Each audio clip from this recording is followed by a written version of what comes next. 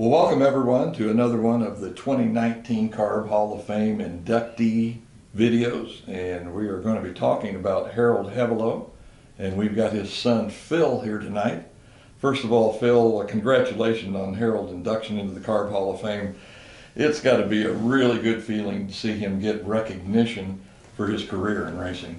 Oh, you bet. My whole family, we were elated when he was even nominated some time back. And then when they called and said he was to be inducted, it was really good. The whole family really enjoyed it. They enjoyed the banquet. It's been great. Yeah, like I say, it just has to be a tremendous feeling for someone to get that recognition for all the time and effort and everything that goes into racing. You got that right. Yeah. Did Harrel know someone in racing, or did he just come across it somehow? He came across it on his own. He worked at Westfall GMC in Excelsior, and they built the track. It's JC Speedway, and him and my uncle decided to build the cars. And Westfall kind of donated a little bit of funds so they could buy a couple of 37 Chevrolets, and they both built cars. They were sister cars, and that's how he started.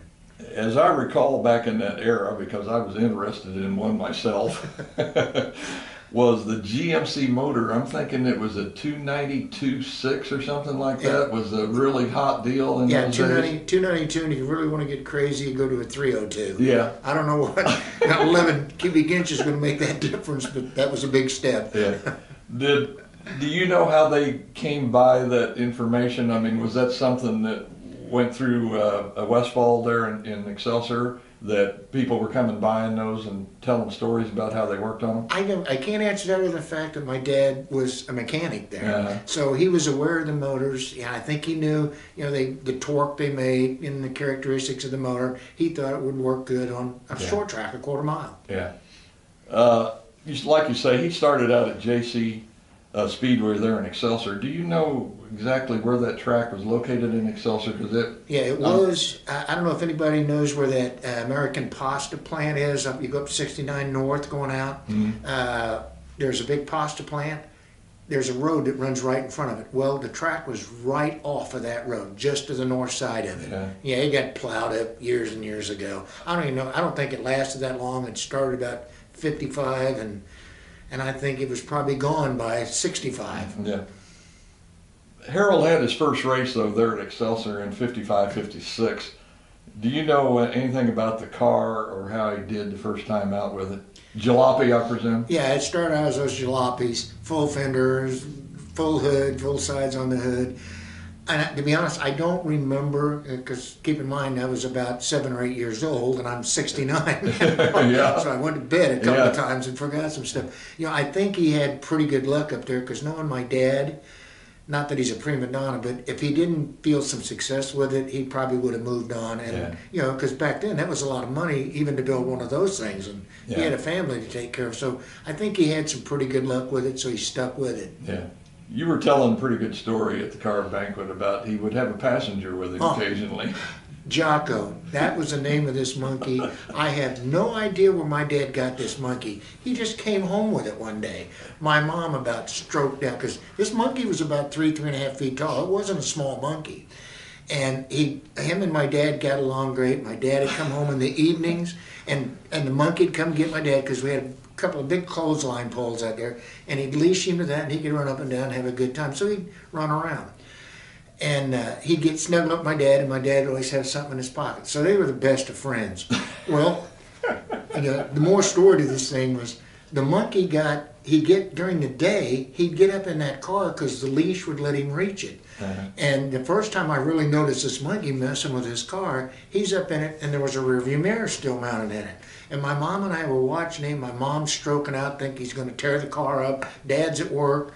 And this monkey just happened to see himself in that mirror. He tore that mirror completely out of that car. And he was underneath the hood working on stuff, and they were going to race that night. I think it was like a Friday night thing. I don't remember. But Mom was telling Dad that monkey's been messing with your car, and Dad said, I don't have any time to work with it. If there's a problem, we'll fix it at the track.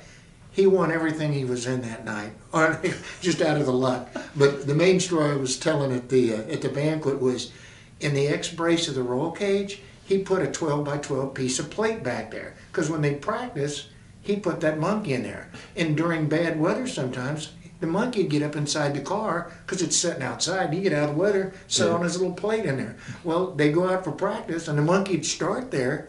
But I know it's hard to believe, but that monkey would, if it's long enough leash, he could climb out and get on top of the car. That nice smooth roof.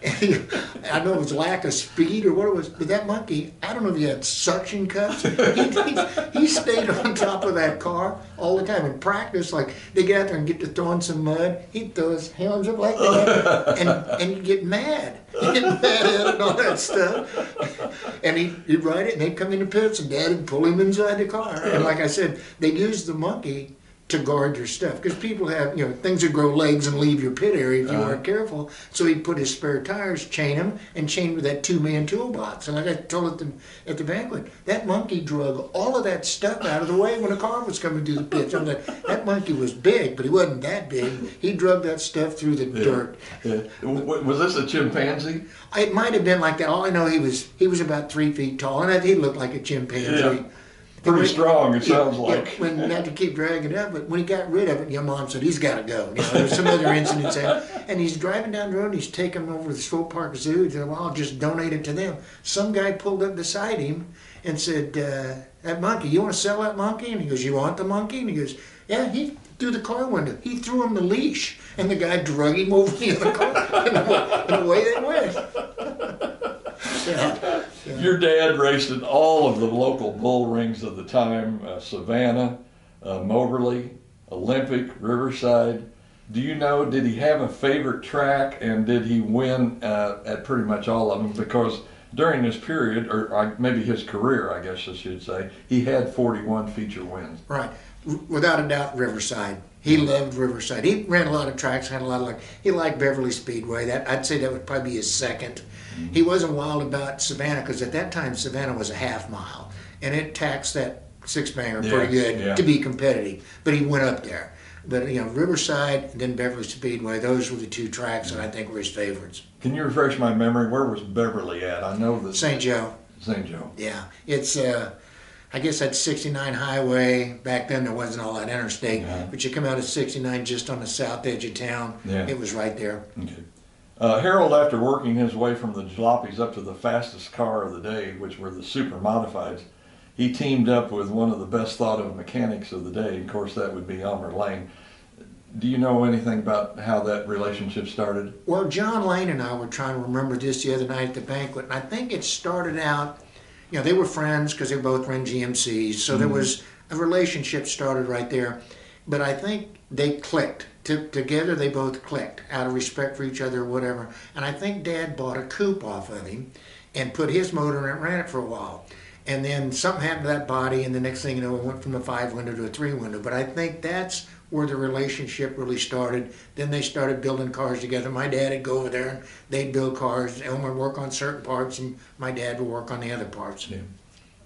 This relationship must have clicked really well, because I think this is probably the time when Harrel started winning most of his features. Oh yeah, it leaps and bounds. It helped to have, number one, somebody of Elmer's caliber to help him get the car ready, prepare the car, and take care of him between races. Because up to that point, it was my dad and maybe one of my uncles that would be there to help him. I see this a lot of times in the pits. I feel sorry for some of these guys that don't have nobody helping them in the pits, because that's got to be a rough go. And then, like you say, to have somebody with caliber of Elmer Lane, with a machine shop no less, right? And he was an innovator of the day also, so it had to be a really good thing for him to do that. Yeah, it was an opportunity that he really appreciated. Yeah. Harold showed a person. Let me start over. Harold showed what a person he was, as he would win 2 Sportsman of the Year awards, one at Beverly Speedway and one at Riverside Speedway. He must have been a good person to do that. I mean, my cousin Charlie, I think, won a couple of those sportsmanship awards. Those are usually given to people that are just nice people, help out, and will help you do anything at the track. Yeah, it is, and my dad took pride in the fact that he tried not to be a dirty driver. If somebody needed something, he would help them. If he had it, they could use it. And I just know my dad really coveted those two awards. Yeah, all of his wins. That's what I remember him talking about most of anything, the Sportsman Awards. Yeah. Like I say, they don't give them to just average people. It's people that are good sportsmen and really want to help out. His career was cut short after a serious accident in 1962, I believe, at Olympic Stadium. Yeah.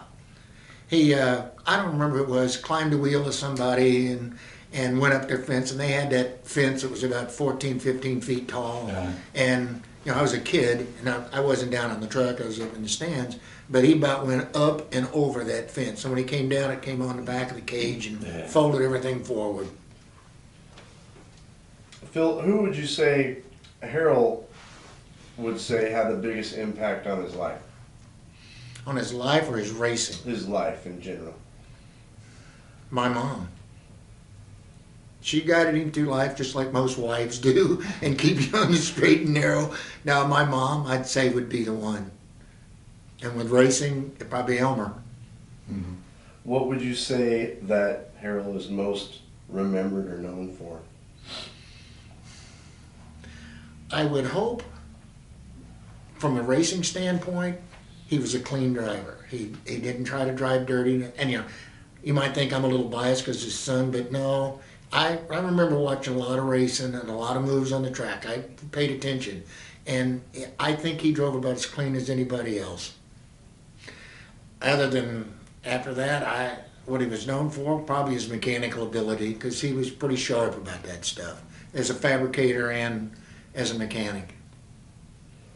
What was one moment in your dad's life that if he had the chance to relive over, what would that moment be? Whoa, that'd be a good one to ask about that, because he didn't talk a lot about stuff like that. I really don't know what it would be, because I can't think of any negatives that jump out that I think my dad saw as a major negative that I would remember. Who was his hero? That's another good question, because he didn't talk about that too much. But if I was to guess, I would say A.J. Foyt. Yeah, of the time. Yeah, back then. Or Judd Larson. Yeah. Well, thank you, Phil. All right. Phil, congratulations once again on your father's induction into the Hall of Fame. And I'm sure, like you say, you've got to be well pleased. Oh, I'm tickled. You know, it was a really good moment for myself, my family. Too bad my dad couldn't be there to enjoy it. Absolutely. And I probably didn't thank Carb enough when I was there, but they have no idea what this has meant to my family, and I really appreciate them doing this. Yeah.